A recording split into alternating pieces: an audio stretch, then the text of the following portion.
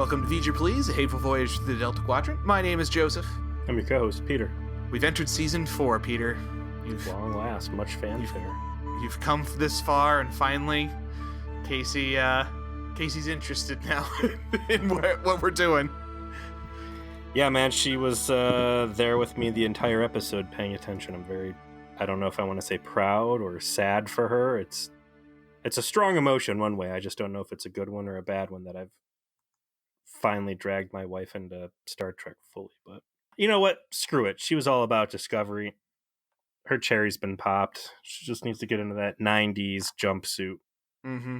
It's that deeper cut, you know? Mm-hmm. It's one thing when you listen to the album that everyone knows, but when you start plumbing the depths of the B-sides, that's where the real action is. And boy, is Voyager ever a fucking Star Trek B-side. You're going to say that season 4 is the real action for Voyager? It's actually an interesting point of discussion. Season 4 is overall kind of, I think, uneven, but it probably has my favorite episodes in it. It has two big two-parters that are both very good. Year of Hell and The Killing Game. It has probably the best episode of Voyager, period, which is Living Witness. It has a number of kind of like those, I don't know what to call them, middling, good overall Trek episodes. There's one in the season regarding Neelix, actually, that's really strong. This is an interesting time in Voyager's production, because obviously not only did they decide to bring in a new cast member, which is pretty momentous all by itself, but the kind of production staff was starting to shift. This is the season where we start to see a lot more of Brannon Braga, who's going to end up being an executive producer. And also, this is the season, I believe, where Brian Fuller starts writing. In fact, I know it is, because he does some of the very episodes I just talked about. And that might be a name that you remember, because Brian Fuller, not only is he famous for doing badass television shows like Dead Like Me and Hannibal and Pushing Daisies and American Gods, he also was supposed to be the showrunner for Discovery. And he got fired before the show even really got off the ground. The word is he wanted to make it too Star Trek-y for the tastes of network. And he didn't make it. And they wound up getting that hack fraud Kurtzman instead. I'm very interested to see where season 4 goes and what path they try to take with 7 of 9 Jerry Ryan out of the gate.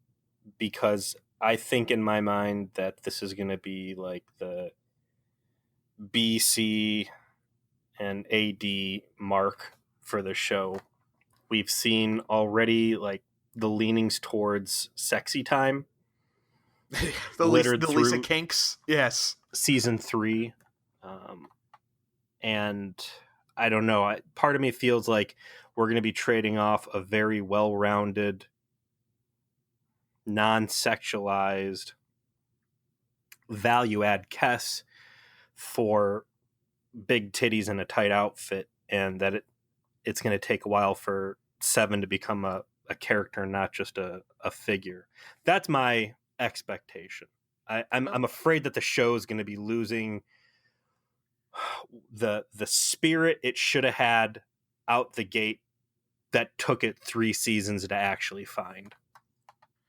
I think that, okay, to be fair, is the show is infamous from this point forward that it makes, shall we say, sufficient use of Jerry Ryan's physical attributes. I'm not shitting on Jerry Ryan, by the way. Oh yeah, she's gorgeous, and that's just the way it is. Yeah, but she's an incredibly talented actor. I think you see that right away in this episode, from how she portrays her character.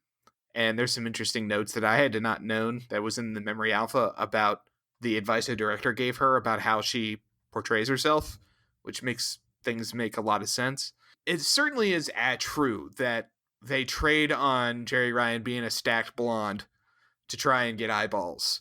But they accidentally hired a very talented actress in the process. And they figured that out and use her very effectively. Maybe not as much in season 4 as they will later.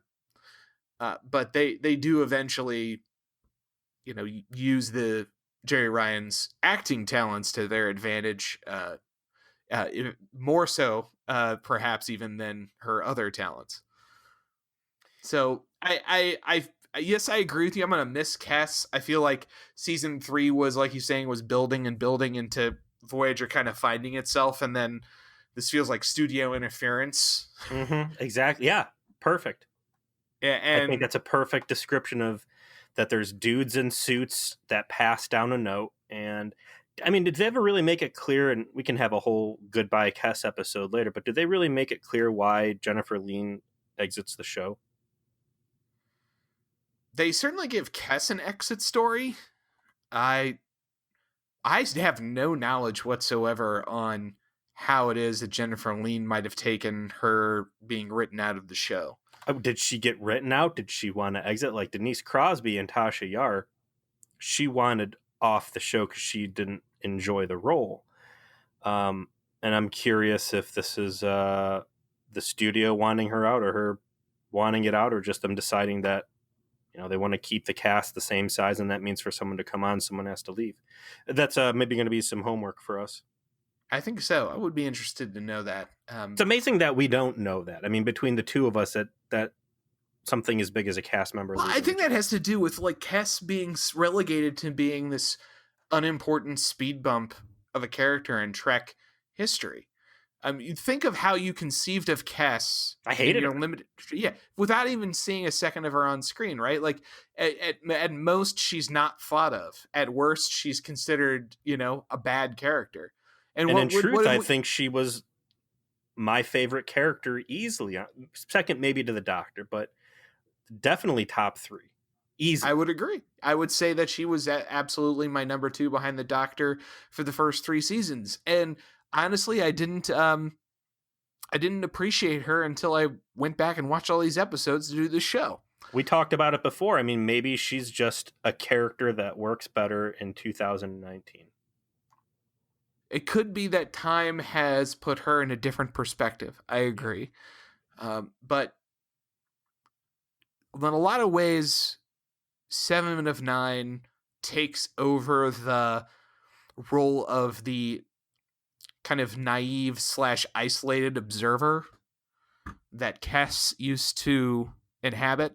They very naturally decide to make that transition. Obviously, 7 of 9 is going to look at that from a different perspective, based on the fact that she is Borg and is going to be portrayed in an extremely different fashion as a consequence. I think that creates an interesting dynamic with her and the characters that she interacts with, from the captain to the Doctor to a number of other things that happen. And it'll present, I think, some interesting discussion points and some rocky roads ahead of us, as well as they try and shoehorn in explanations of why the Borg do certain things. But we'll get there. But what Borg-centric episode did we watch this week, Peter? Season 4, Episode 1, Scorpion Part 2. So they picked this up right where they left off. Like literally the moment after Scorpion Part 1 ended. And the Borg cube that has wrangled Voyager is escaping from a Care Bear stare attack from the species 8472 bioships. It straight blew up a planet. How many times have they done this in Star Trek now? Have a season cliffhanger where the Starfleet crew gets taken captive essentially by the Borg. Happened with Best of Both Worlds. Yep. Then there was Descent, which is where Lore's cronies surround the away team on the planet's surface, and now this one, right? That's the third time we've had this cliffhanger. And it's not the last time it's going to happen on this show. Oh, good. Yeah. I know that's probably shocking to you. The tension that they built in the last episode that they carry over between Chakotay and Janeway is probably one of the better parts. They don't skimp on Chakotay really hating the idea of this alliance, that he's the only one that seems to see working with the Borg as a fucking no-win proposition and wanting to be done with it as quickly as possible. So here's what I notice right off the jump is the entire tone of this episode is a complete 180 from Scorpion Part 1. And I'm going to chalk this up to them having a summer or whatever between seeing the last one and getting in. I don't know if it's a different director or what. It is. But starting with the lighting, everything has a much more severe tone. And my biggest complaint about, one of my many complaints about Scorpion Part 1 was that it didn't really seem like anybody was taking anything serious. There was no palpable fear, and all the characters seemed really bland going through what should have been the scariest shit ever. This one, the tension's there. The Borg cube whisks Voyager away in a tractor beam. Janeway's on the cube still. I think the camera angles are much more harsher. The bridge is darker, and everybody seems to be kind of soaking in this really bad mood, and it brings you in much better than Scorpion Part 1 ever did. I agree that definitely, there's more tension overall. I still don't think that there was necessarily fear. I think at that point the scary part's really over. They're not mucking around on the Borg cube. You know, they've already kind of crossed the hump, and now they're stuck in a sour situation. So I think the absence of fear is more forgivable at this point. The episode rolls forward with essentially a narrative reminder of where we stand, which is Janeway on the cube communicating with Chakotay that she's made a deal with the collective and that they're going to share this reprogramming of nanoprobes with them and weaponize it in exchange for being allowed to pass through Borg space without being turned into, space Nazi zombies. Oh, I'm sorry. Pixie dust. Borg pixie dust reprogramming. Mm-hmm. Fairy dust or pixie dust? I think it's fairy dust. I think you're right. It's fairy dust. Janeway comes across very abrupt, very, I don't know, not attached. And it made me wonder for a second. They never really explore Borg possession on any level, but with the invention of, or the addition of fairy dust, like there's no point that she's just giving these real short one-word answers and stuff to Chakotay. Yeah, I'm going to be working on the cube. Why are you working on the cube? More efficient. Like what? Like Chakotay. They feel like they put as much thought into that as they put into explaining Janeway's motivations for desperately wanting to cling to a fucking deal with the goddamn Borg collective. But yeah, we already spent 2 hours railing about that. I don't want to beat a dead horse. What's interesting is the possession angle that, like, well, maybe she got nanoprobes in her that possessed her. Maybe it's just, they're using BS CGI footage to trick her. And I was like, man, that'd be kind of cool if they explored that. And then I remember that was heavily featured in season 2 of Discovery, where Control AI or whatever is taken over Section 31. I was like, oh, wait, that sucked. I'm actually glad they didn't touch on that at all. And I'm okay with them being straightforward with this sort of thing and not trying to, like, trick the audience on something like that, like some sort of cheap gag. Mm-hmm. But, and I promise this is the last time I'll mention it so that we don't spend another fucking 2 hours talking about it. But Janeway, from this point forward to the end of the episode, remains hell-bent on making this deal with the Borg, even when it doesn't seem like a very rational thing to do. And they never try to redeem that choice. That's my beef, is that at no point is Catherine Janeway proven to be correct in her choice to decide to help the Borg fend off species 8472. The closest they get, and later on in the episode, we get more telepathic communication from species 8472 to Kes, and Kes is like, "Oh, that mean they don't like us being in their fucking house. We're a genetic threat. Yeah, we are sullying their precious bodily fluids, and they want to wipe us out." Like, a vague telepathic communication with a limited amount of the species when we know they have let them go in the past on purpose. And it's just so narratively weak that, we're expected to assume, and this is after they find out the Borg caused this fight to begin with, which is the least surprising revelation of all time. That's after they tell us, oh, the Borg tried to assimilate them and that's why they're angry, which, of course, right? Sure. And there was never any moment where they, in character, revealed something that suggests that Janeway was right to do this. They leave it pretty much open. And here's a fucking spoiler for you. They realize they never did that and have to double back later. Way in the future.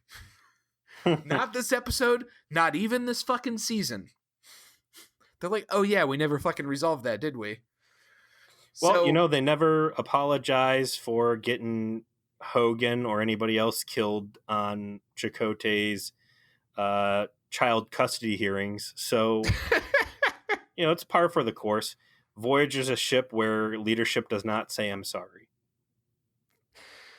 And speaking of not saying that they're sorry, the remorseless Janeway tells Tuvok to come over to the cube because they're gonna go ahead. I paused it because I had to start writing a note in case he's like, he doesn't want to go over there. Look at his face. He's like, I don't want to fucking go. And I'm like, well, that's you. That is what we call real talk Tuvok, where he acts with his eyebrows. And you are absolutely right. He is not happy about this, but he's a good soldier. And then Chakotay bark orders, you heard the captain.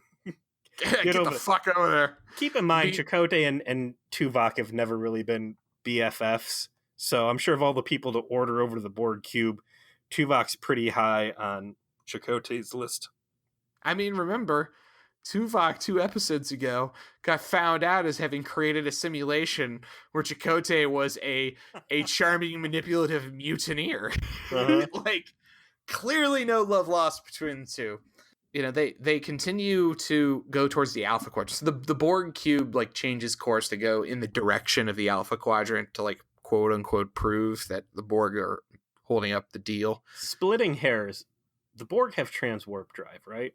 Yeah, I don't get this either, man. And if they got him in the tractor beam, which Chakotay's have them let us out of the tractor beam, and it's why waste your gasoline if you can just have the cube pull you? You're not going to leave the captain there, and if you want to leave, the Borg going to fuck you up and kill you anyways. Just enjoy the free ride.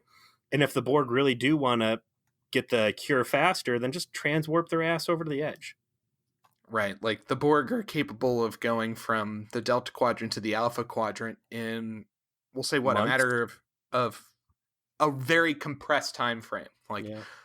The initial encounter with them to win Best of Both Worlds was what, a year and a half? If anybody would like a Voyager Please Good Boy point, feel free to get the star dates of the initial encounter and then Battle of Wolf 359. And that sounds like give you a shout out. Jack, that's for you, buddy. You're perfect for that sort of detail. Some space math. That's true. Tuvok goes over, and they're going to start working there. Oh, meanwhile, I guess the important revelation on ship is that the Doctor starts injecting fairy dust into a very gnarly-looking Harry Kim, who is being eaten alive by species 8472 AIDS. By injecting him with these the fairy dust, it is curing him of his schmutz. I'm getting a very clear mental picture from what you're laying down here, Joe. And I'm going to suggest perhaps we need to rename it from fairy dust to space coke. Bro, my friend, you're talking about blowing dust up his nose, and it's fixing him. I wish that this isn't something that they fucking do. It seems like every other week for the next 3 goddamn seasons, but they do. You see what they're doing? Take this scene and just multiply it by 1,000 and slap a goddamn intro on it, and you can just call it Star Trek Voyager. I swear to fucking Christ, it feels like every solution from this point forward to a technological conundrum is let's reprogram Borg nanoprobes to do blah. Okay, And so this nanoprobes will be fairy dust, space coke, and or space tussin. Just rub it on, just a it'll cure all. fix Just whatever. rub it on there. It's fine. Rub some dirt in it. Uh, it's one of those situations where it's a real dangerous procedure. No one seems to give a fuck. They jump right in. Not that Harry Kim is really in any position to have anything but a Hail Mary thrown at him, because he is having a real bad time. His face looks like complete crap. There is snot worms everywhere. It looks awesome. It seems like it's a combination of actual makeup effects and bad CG on him. So he has this little the doctor has a conversation with Chakotay, and they say, all right, let's give it a shot. Doctor tells him what's up, goes in with the hypo spray, hits it, and these space snot worms start rotting off his face, miraculously not leaving any scar tissue whatsoever. Just beautiful Harry Kim. Beautiful, smooth as a baby's buttocks, Asian skin. Harry Kim, remembering Doughy the ass womb. Harry. I do like that later on when he returns to duty, B'Elanna is like, you still got a tendril in your nose. Like, that's just a little bit of shittiness. Oh, by the way, I don't know if you noticed this in this episode, but you're definitely going to notice it later. They're going to shoot B'Elanna Torres from behind consoles or in for half body shots for this entire season. She because preggers? Yes, this season Roxanne Dawson was for real pregnant, and that is not in the program as far as her character. Speaking of that, though, I was reading. I think Martha Hackett was actually pregnant when she was doing her Chakotay baby stuff. Yeah, so it worked out that she was IRL pregnant when her character was pregnant, which was pretty amusing combination effect. So B'Elanna's gonna be pregnant in character after this, but this Roxanne Dawson is for real pregnant here in whenever they filmed this in 1997, and that was not in the program for then. So they're gonna do some camera stuff, and then they're gonna use this the open jacket engineering jacket thing. Yeah, hide it a little bit. Kind of like Dr. Crusher's gown that she used to wear, the blue coat. Yeah. And speaking of moving from 3 to 4, between season 1 and season 2, they got a bunch of new equipment that they should not have had access to, the different phasers and the more angled tricorders. It's kind of sad that you don't really see that kind of growth moving on. I always look, I'm like, where did they put money into improving the set or making uniforms look better or whatever? And you don't really see it in Voyager. Certainly it's not in the pretty CG. static. The fucking ship, the exterior ship shots we see through this entire episode, that it looks like they're just using a fully CGI model, look really bad. It really is kind of sad that here they are almost a decade after TNG began, and is it really like that much better than the season 1, season 2 TNG stuff where they're still using miniatures? I would say it's markedly worse. I would take miniatures every time over this early proto CGI stuff.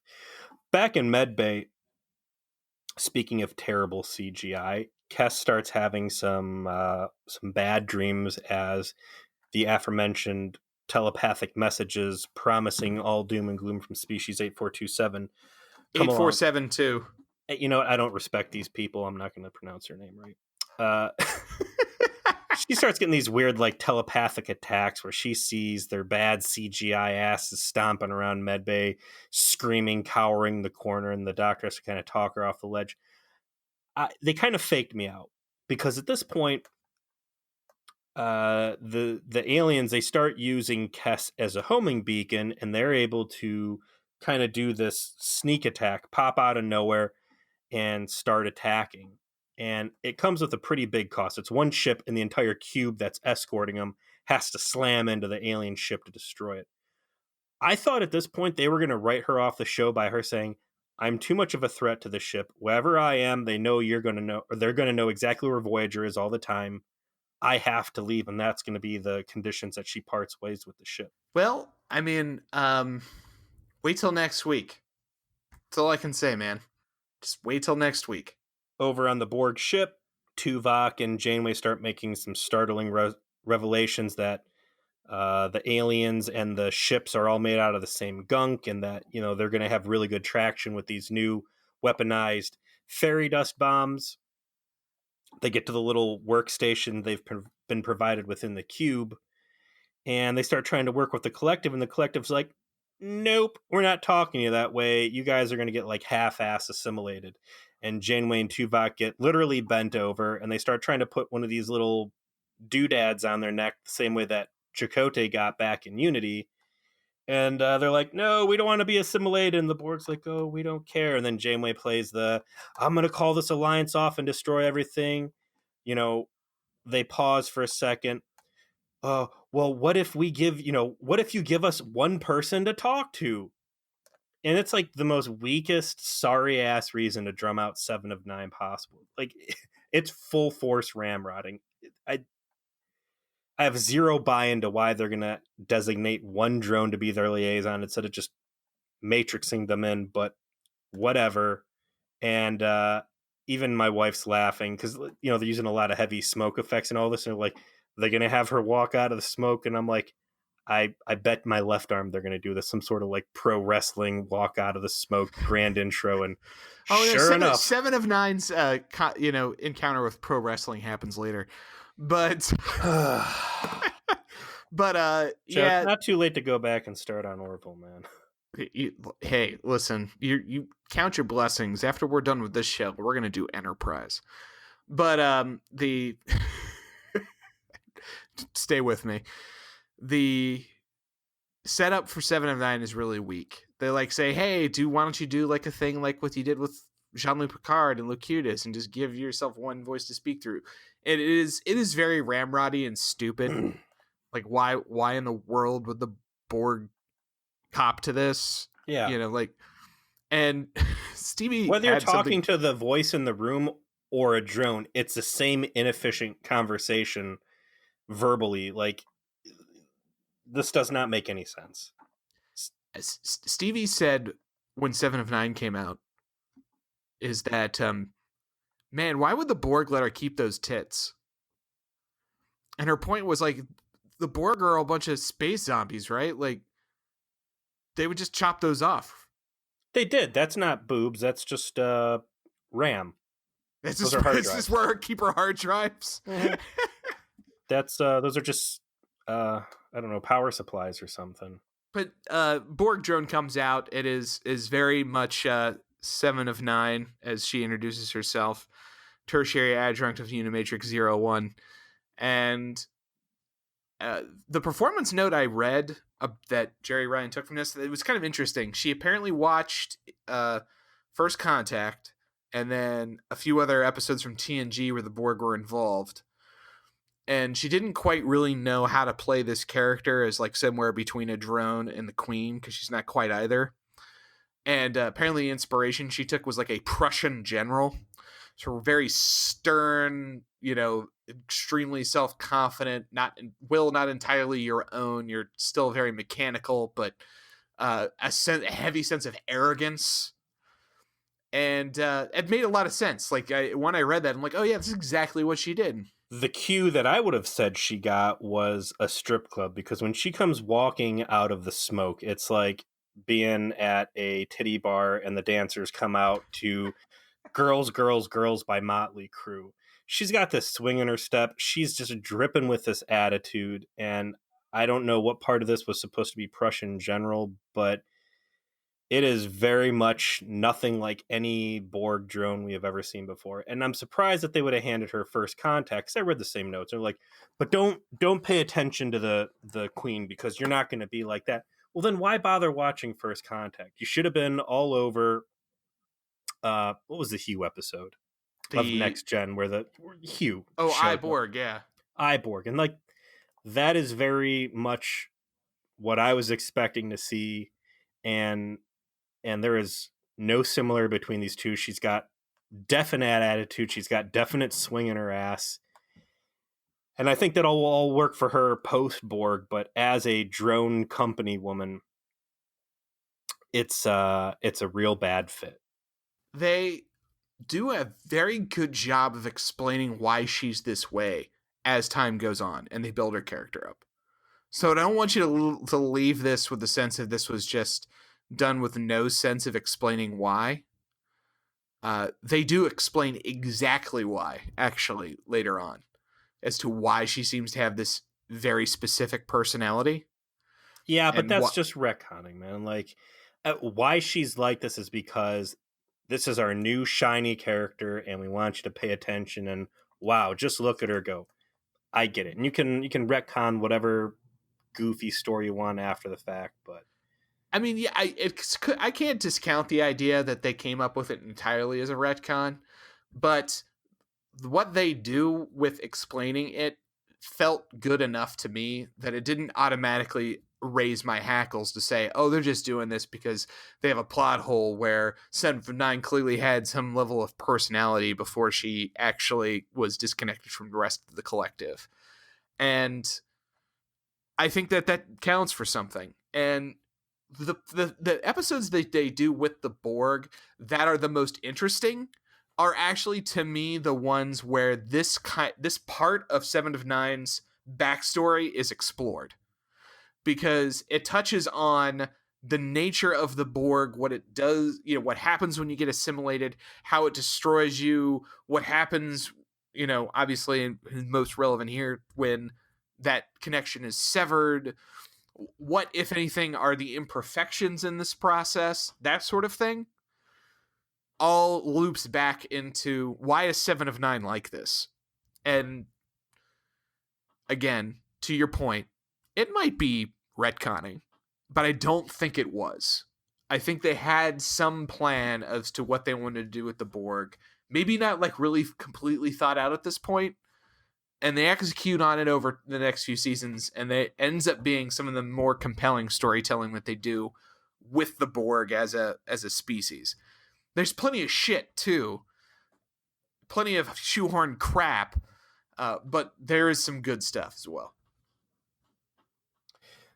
She gets in and instantly starts giving a rundown on Voyager's capabilities as they get ready to build this joint weapon. And the weapon's basically supposed to be a wide dispersal of Borg fairy dust tainted with Voyager's upgraded murder mechanic.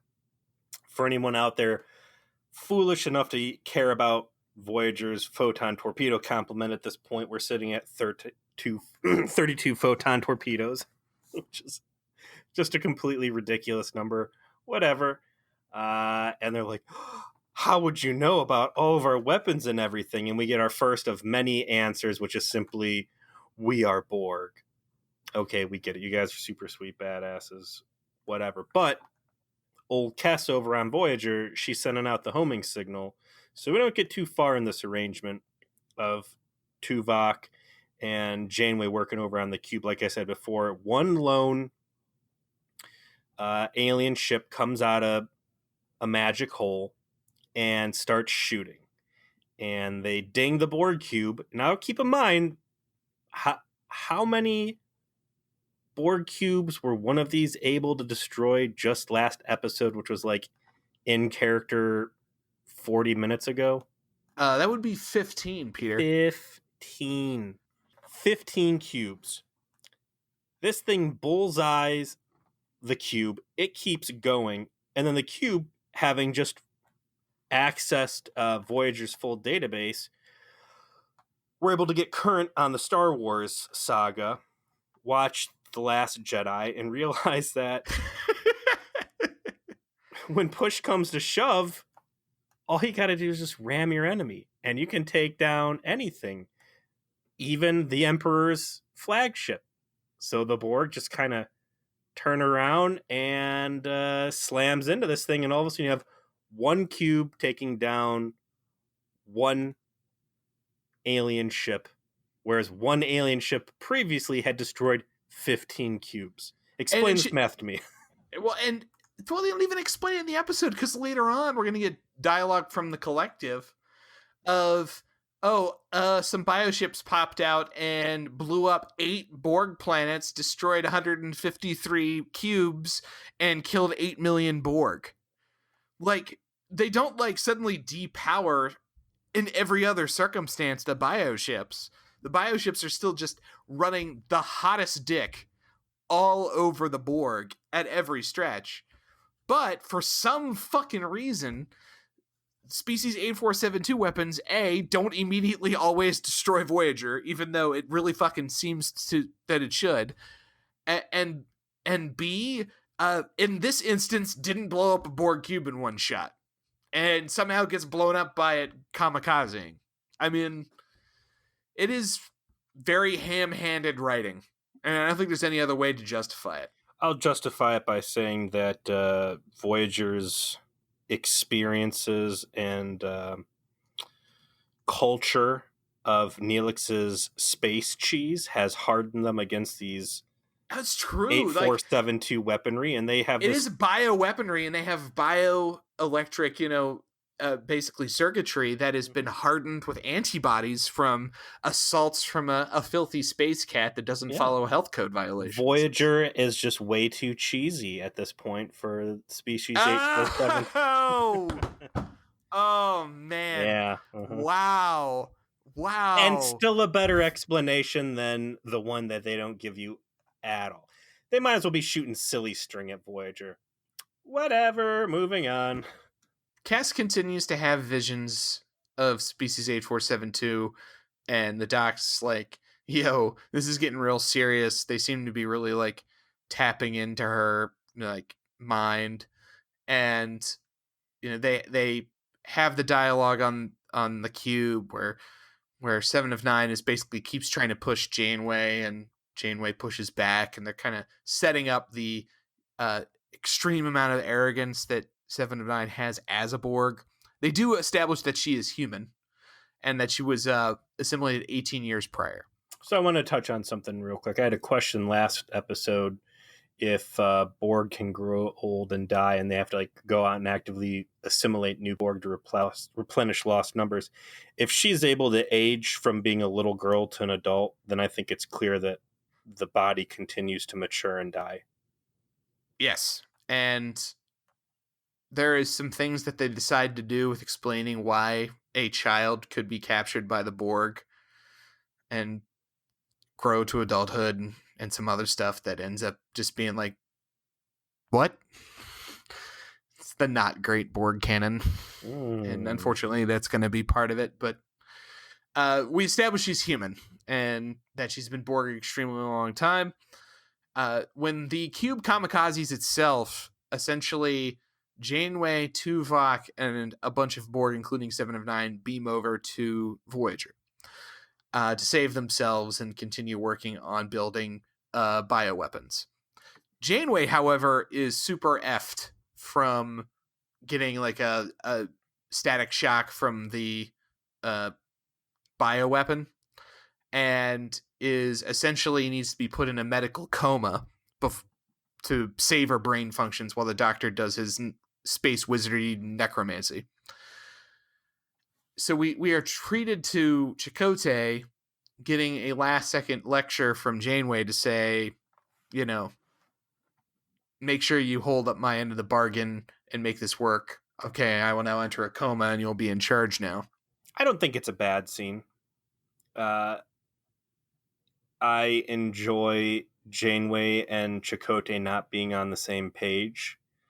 I think that Janeway does a good job of being very clear and very adamant about what she wants to happen, and that you are absolutely aware that Chakotay is circumventing her authority on this, and that it's not for shitty reasons. We spent the entire last episode saying he's right, so I don't know. I'm buying this conflict much more this time around, and I don't know if it's better direction or people coming back to the table refreshed, but it's good. I like it, and I also like that the rest of the crew doesn't really fight him on it. Yeah, everyone's following orders, and the military cohesion of the ship feels more kind of secure. Like whoever's in charge is giving the orders and everyone just kind of does as they're told. But uh, Chakotay's great in that he thinks this is a terrible idea, continues to essentially act in a fashion consistent with the thought that this is a terrible idea, and then the moment that he is in charge and is given an excuse, he's like, okay, well, fuck this then. Like, the very first thing that happens after he comes in charge is that Seven of Nine demands that Voyager turn around, go back deeper into Borg space to rendezvous with another cube. And he says, I am not doing that. I'm trying to get the fuck out of your space. I am not going to go further into it. That's not part of the deal. And tell you what, I'm going to alter the deal. Pray I don't alter it any further. I'm just going to leave your ass on some planet with the technology we promised you, since, you know, I'm not going to like go the wrong direction. And he doesn't really like hesitate. He brings everybody in the briefing room, says, this is shit I'm doing. Do it. Like, I'm in charge now. This is what's up. I don't think anybody ever really felt great about what Janeway was doing in the first place. And keep in mind, this is the Borg. This is Battle of Wolf 359. This is an entire paradigm shift in what Starfleet is in the Alpha Quadrant. You know, less of an exploration, and they're back into a military persona now because of the Borg threat. I mean, these are the Nazis. These are the literal Nazis that have unified everybody in the Alpha Quadrant, you know, minus the Dominion Wars and all that other stuff or whatever. But this is the big bad, and nobody should feel good about having worked with these guys, and nobody does, and they all are very quick to it. The threat that gets tossed around a lot is, I'll depressurize the entire cargo bay that you have basically assimilated at this point without any permission from us. Anytime Starfleet's around the Borg, there's phaser rifles out and basically being pointed around, which is silly because we know that none of this stuff works. So, right, and we are in fact reminded of that immediately at the moment the shit breaks bad. His decision to even bother depositing them on a planet seems real wacky. Like, we know that Borg aren't people anymore. We feel bad for the people who are trapped being Borg. We've been treated to unity, and that episode gets mentioned very heavily. Chakotay's experience being tricked, and maybe that's a very strong motivator, is why Chakotay's such a hair up his ass about these guys, that he has recently been victimized by the Borg. He knows what they're about. Why you would even bother saying, you know, we're going to put you on the pallet. Like, you're drones, you're disposable. I don't give a fuck. I'm just going to beam you into space right now and be done with you. Fuck you. We're out. You're already going to kill us anyways, or so I think. So who cares? Why bother? You know, he's trying to basically honor some part of the deal by saying, well, we'll give you what you promised, but we ain't fucking going back into space, right? He's trying to honor the spirit of it. Yeah, but that's which also is a stupid ass thing to do, because the Borg don't fucking care, right? Like, and you would think that if all the people in this episode, Chakotay would be the one of like, well, you're not going to give a shit if I half-ass my adherence Betrayal. to this. So I'm just going to no-ass it and just say fuck off. And like, space you guys all. And again, especially after he finds out that the Borg are responsible for what happened. Yeah, and also he is the one who last episode pointed out, like, helping the Borg defeat species 8472 is giving the Borg permission to continue existing. We harped on this thing for at least 40 minutes last episode, that you are dooming the entire universe to assimilation by removing the only credible threat that has ever presented itself against the Borg. So don't even give them the fucking cure, man. Just send their asses out into space and be done with it. You're already going to piss Janeway off. Who cares? Well, as mentioned before, the Borg on Voyager find out that species 8472's hot dick has continued to run all over them, and they decide they've got to take action to force Voyager to be more compliant. There is a cool scene where Seven of Nine gets brought to Chakotay in the ready room and gives a speech about, you know, why humanity is doomed to not succeed in the way the Borg has, and it's important for her character development. You know, the perspective that her character starts from is very much that's not just the collective talking, that's her talking. And I think the interesting thing about her character is that she has spent so much time as a Borg, unlike, say, Jean-Luc Picard, who is very briefly a Borg. Mm-hmm. She's a lifer, right? She's been doing this for 18 years, and to the point that she has a unique kind of personal identity, like that carries over to when she's severed, and she starts off in the spot where this is what she thinks of people, like the harmony, cohesion. You know, it will be the fact that you will lack the ability to act with cohesion will be your undoing, and that individuality is a weakness. That's a philosophy that she sticks to, and I like it, knowing where it's going and knowing how it is that Seven of Nine's character develops.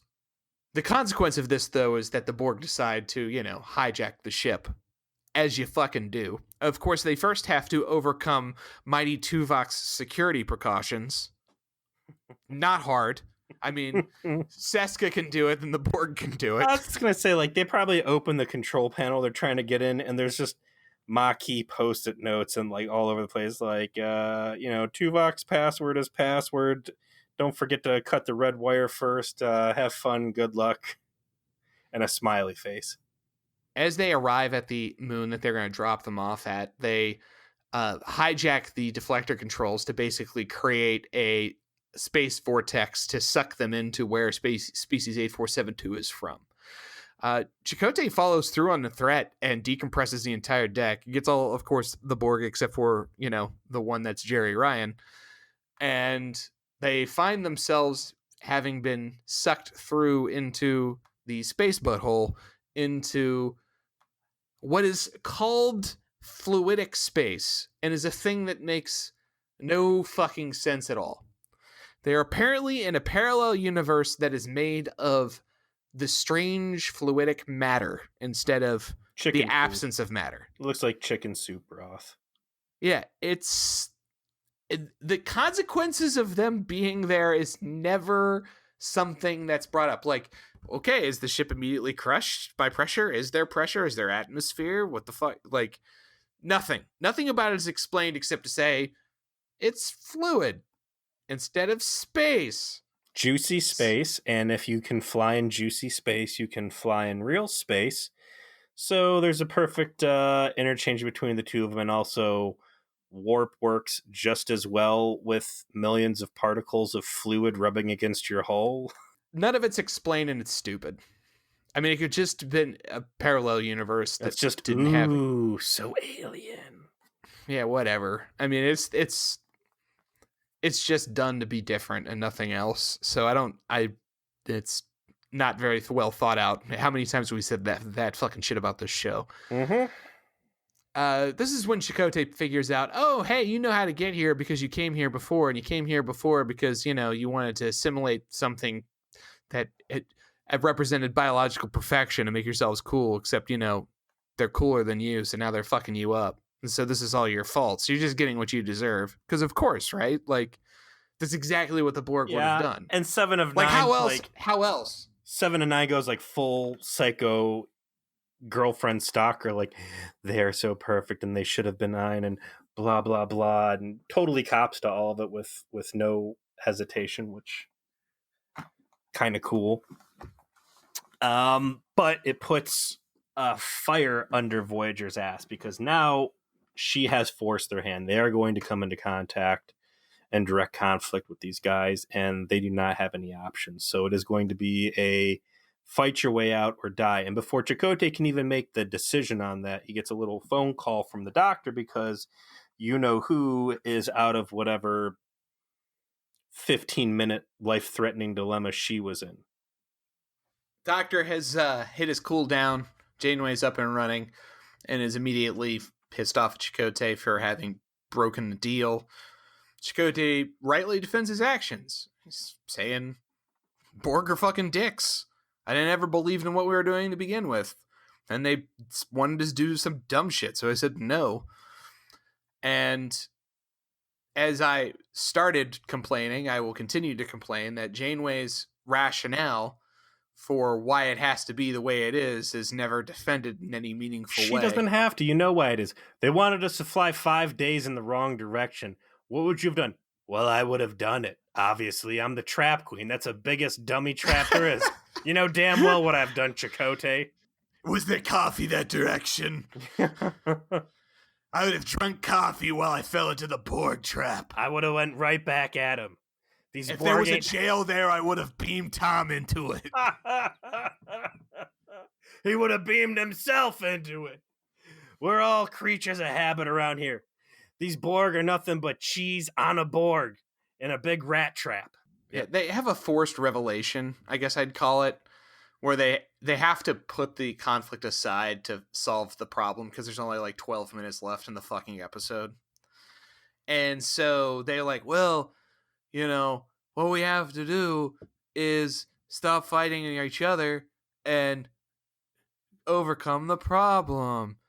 You know, like Chakotay's in the middle of like throwing haymakers of like, I got suckered into being part of a mini collective. We need to not fucking make deals with these people. Even like benign, this shit's fucked up. Yeah, and by the way, they're the aggressive force here, which does shut her up pretty good. Yeah, like he's just all he does is win, win, win, and then Janeway's like, we just have to stop fighting each other, and then they kind of cut away, and we go to the bridge where Janeway's by herself. Chakotay's not there. She claims that he's put him in the brig, which the viewer knows is very unlikely, and that okay, well we've got to follow the deal, and the deal means we make some bioweapons out of our torpedoes, and we fuck up these bioships when they show up. And apparently in 2 hours, they're not only able to make like 15 torpedoes and then like one super duper ultra Kamehameha torpedo, but also like put a bunch of fucking Borg armor and shields on the ship. And like, talk about some engineering magic. Apparently 2 hours is enough to rework on a basic technological level your main defensive systems. Retrofit, like 2 hours, not only to install the stuff, but it's like, what is the underlying theme of Voyager supposed to be? That is a Federation ship far from home with limited resources, and yet there they are fabricating hull additions that add probably another 20% volume to the ship. Like, I get they don't sweat the details on Voyager, but just all shit that flies in the face of everything they're trying to establish. You know, my complaints about the first half of this, the entire premise of the Borg having to find a new villain to fight that's even more super. I still think that they should have stuck with the toys they already had on the table. They could have told the exact same story. They could have introduced 7 and 9, brought the Borg threat in scary. I think the Borg Civil War would have been the awesome way to go, where the collective bumps up against the commune. Or instead of siding with one of the Borg factions, make the first 3 seasons pay off of Voyager goofing around in the Delta Quadrant. Go back to that speech that Chakotay said in worst case scenario about, you know, why are we wasting all of our times? Pay it all off. We have finally gotten to Borg space. Here is this massive threat. What are we going to do? Let's draw on all the experiences and alliances that we have formed over the past 3 years that we should have just whizzed right by. Let's get the help from one of these other races and pay off all of our choices in one fell swoop.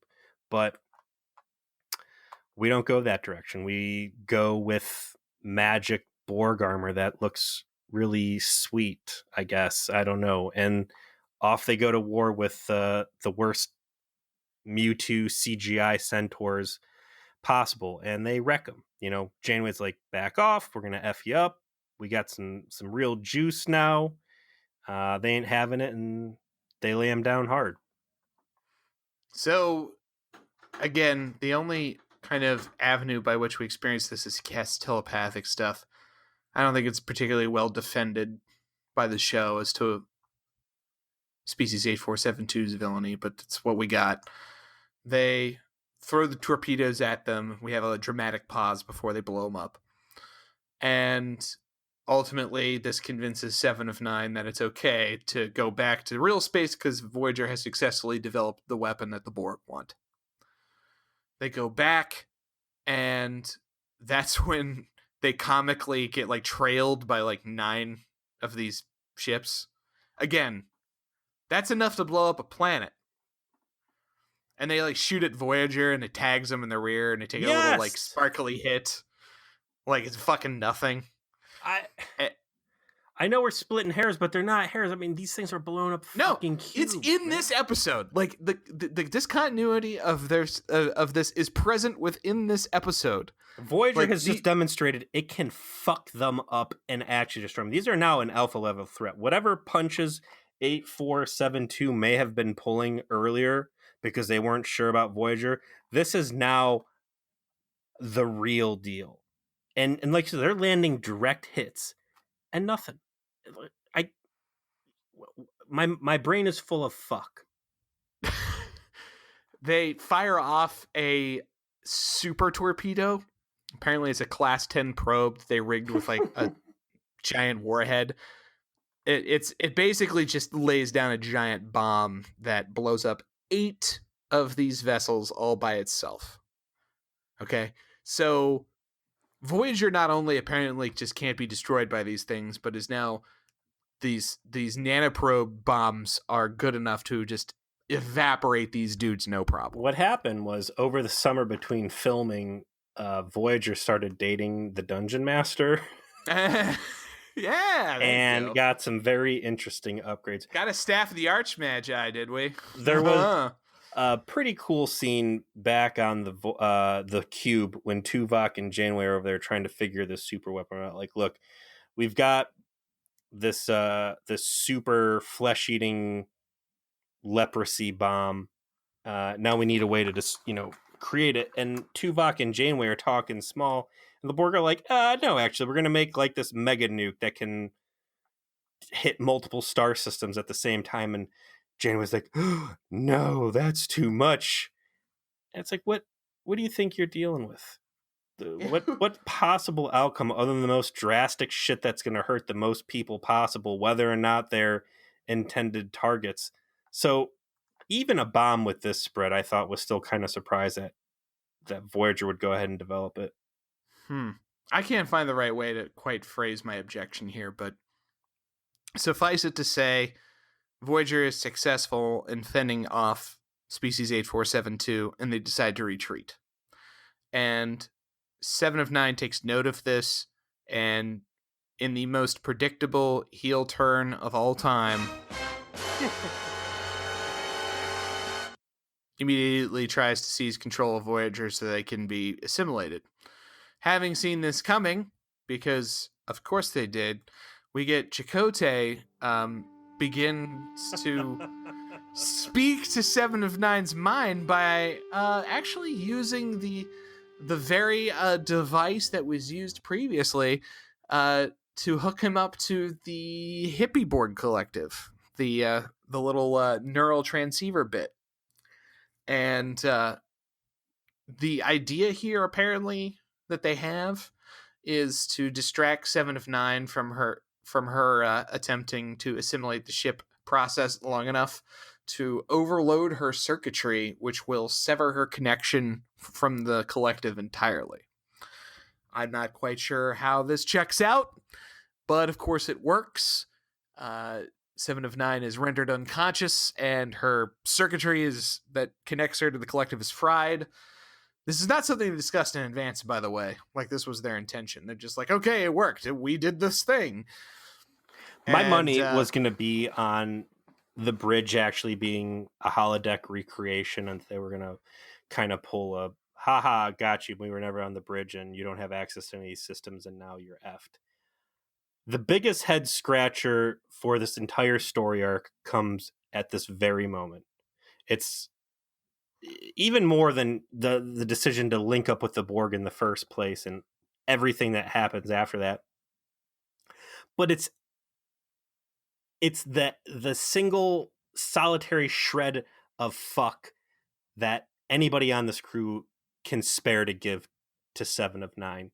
And they take her to the med bay for what reason? That's a Borg drone. It's disposable. They're despised. They're hated. She dragged them off to fluidic space to win a war that they started. She tried to hijack the ship that she's going to assimilate them all. And this is where they decide to show mercy after just blowing all of them out into space 10 minutes ago. Yeah, like where was this mercy for the 15 other Borg you just killed? They hatched this plot to kind of specifically get her, and it would have been different if there had been a reason, like given a reason, like if there had been some kind of in character, in universe, in episode recognition of her strange level of personality and individuality. She Or uses just that I they a lot. wanted to have someone who knew the Right. quadrant better. There's nothing. It's just, well, she's one of us now, and we did this to her, so it's our fuck you. How many other times have we just kicked people into the fire and trotted along? Dr. Pell! I'm not even saying like friendly. There was nothing friendly about Seven of Nine at any point. She was always hostile, bitchy, and then eventually tried to murder you. I'm talking about like just anything else. The fucking mind parasite from the LARPing with Sulu episode. All of this other life, this fringe life that they have with a flick of their wrist destroyed Tuvok. And yet here's a Borg drone. But you know what? You meant Damn. Tuvix there, I bet. Yeah, But well, Tuvok, you could kick off a thing. He's been naughty his own a few times. But you know what? Hey, she looks like really good in that cat suit, so let's keep her around, gang. yeah, once she grows her hair back and we get her in a skin tight catsuit, imagine it's going to be quite the show around here. So let's keep this one around. Yeah, it's nothing. There's no reason for them to have done this. They could have given themselves a reason, even like a little one of, they access some information and then they know she's human and from Earth or whatever, and or Janeway expresses like some personal, like I sense in her more like a sense of Sure, individuality. So I'll take like it. any of that, anything, even Intuition. something real small or flimsy would have been sufficient. There Ever was none. since I had my catfish children taken away from me by Starfleet Child Custody Services, I've been looking for a ward to call my own. I would have taken anything, man. Let me ask you a couple critical questions here. Did Seven of Nine at any point get access to how to synthesize the anti 8472 space tussin? I think we're supposed to be presuming that she did because of her work to create the torpedoes in the Was she 2 able to hours. upload that data to the collective? She says specifically that she regained full connection with the collective after they came back to real space. So, I mean, if I was the dickhead Borg and I like to go around and pick fights, and now I know that I could topple the alien empire that almost effed me in the A, would it not be reasonable to assume that they're just going to rip that space butthole back open and go back into fluid space and wreck shit now that they can get the upper hand and actually successfully assimilate because their space fairy dust is going to work on these guys? I mean, you would assume so. Do they address it? Like I said, they realize years later that they didn't, and so they go back and do so. I'm not exaggerating. It takes them a while to remember. Oh, did we ever? Oh yeah, we should probably clean that up. And then they do, and they do it in a way that makes all of Janeway's decisions in this episode so much worse. That's the real fucking killer to me. It's not when they readdress this stuff years later that suddenly all of Janeway's choices were the right choices. Validated. Oh no. Oh no. Instead, it's Janeway was wrong the entire time, and this is what was actually happening, and here you go. Because if she didn't actually upload the space poison formula back to the collective, I think that just make them a hell of a priority target. Like now Same as the Skevians and everybody else. It should be like, these guys. I'm sorry, the Vidians are like, they have a Klingon on board. They have the cure to the phage. Hunt them down. They've got our augmented space pixie dust. Get in there, get them, so we can get back to our war with the species 8472, which has tucked its tail and ran away from normal space because they didn't want to get, discombobulated anymore. They didn't want to get hit by their, anthrax or whatever. Like, bubonic plague, turns out it's overrated. 1 out of 5 stars, will not return. Species 8472 has been vanquished for the time being, evidently. They have now a random Borg drone that they apparently got on accident. And fell in love with. And they have a quick scene in Leonardo da Vinci's quote-unquote workshop where Janeway and Chakotay sort of patch up the relationship. They do leave some of the tension there.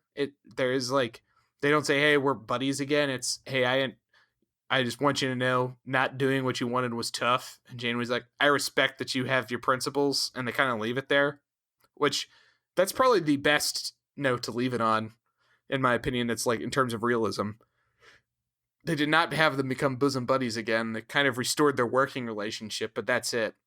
I thought they even brought them further than I would have expected. Like, this is not uncharted territory for Chakotay. Maybe Janeway realized like she wouldn't really be able to push this issue. She did something really, really stupid that obviously the entire crew was cool with disobeying. How many times have we had Chakotay really go off the rails? See how I changed that so it didn't come off.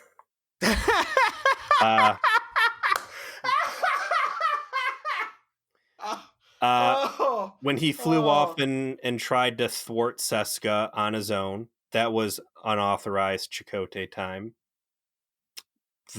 What other court-martial level shit has he? I feel like there's been more. Court-martial level shit from Chakotay. Where he's just completely gone rogue. But, he skates by without even so much as a slap on the wrist, and he's still in second, he's executive officer, and whatever. They're going to just keep pushing on. Did they ever say how close they end up getting to the edge of Borg space at this point? They will talk about that more next episode, actually. So they're still in Borg space, then? They're still in Borg space. They say they're still in Borg space. And actually, the fact that they're enduring having continued to go through Borg space is the major plot point in next episode. So we'll address that next week. But what are we going to watch when we before we wrap this week? up, I want to put some closure on this. What were your final thoughts really on the episode? I mean, obviously we focused on a lot of the bad. I think overall it wasn't really a bad episode. I think all the hard pills to swallow already happened in Scorpion 1. I don't feel like these 2 episodes feel like one long episode so much as 2 separate experiences. It's certainly an action-heavy episode, which I think makes it move much quicker. Held Casey's interest, I think, because of the action elements. Right. I felt like the drama was much more on point. And again, since we've already been locked into these terrible choices, following through on it was easy to sit back and watch. And, the Borg stuff ended up being pretty cool, the way they got jettisoned off into space. 7 of 9's decision to force them deeper into the conflict and see a resolution out of it. It's far from the worst Voyager we've seen. And again, for an action episode, not bad. I also agree that it was not itself individually bad. Stevie was telling me, like, yeah, it was similar to Casey. I think, like, as an action episode, it was pretty engaging. I was kind of checked out, though, just because of the same complaints that I started with from Scorpion Part 1. And that I felt like they just, continued to have those problems into this episode. The major holes in the reasoning of the characters is something I simply could not get behind or past to enjoy this at all. So I'm going to take the same coin side, the other side of that coin, though, is like, as crazy and bad as everything that Janeway does, Chakotay's decisions in this, and again, we started on it last season 3.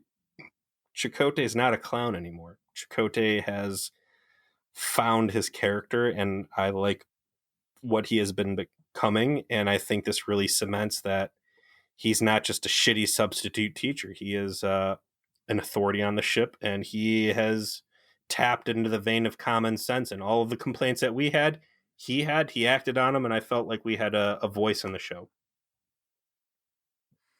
What do we watch next week, sir? We're moving into season 4, episode 2, The Gift, and there is Robert Picardo with a real quirky smile, grin on his face. 7 of 9, the Borg drone that miraculously Voyager saved and severed from the collective resists as her natural human physiology tries to regenerate. So it's a heroin recovery episode.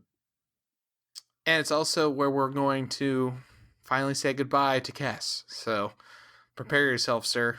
You got to queue up It's So Hard to Say Goodbye to Yesterday so we can work a little tribute in for next episode. I don't know if that's going to get us in trouble if we play songs we're not paying for, but if it's like 10 seconds, I think we'll be all right. Okay, fair use. Fair use it is. All right, we'll see everyone. Well, hold on. There's more. Okay. I got a final parting word here. I got us a rule of acquisition, Joe. Ferengi rule of acquisition number 17. A contract is a contract, but only between Ferengi. That's actually quite apt. That's a good one. Absolutely. You've been recovering some good ones lately. I like it. They're all like conflict or business deal oriented, so or about something about Morn, but I'll use them where I can put them in, man. All right, we'll see everybody next week as we venture into season 2 and The Gift. See you then.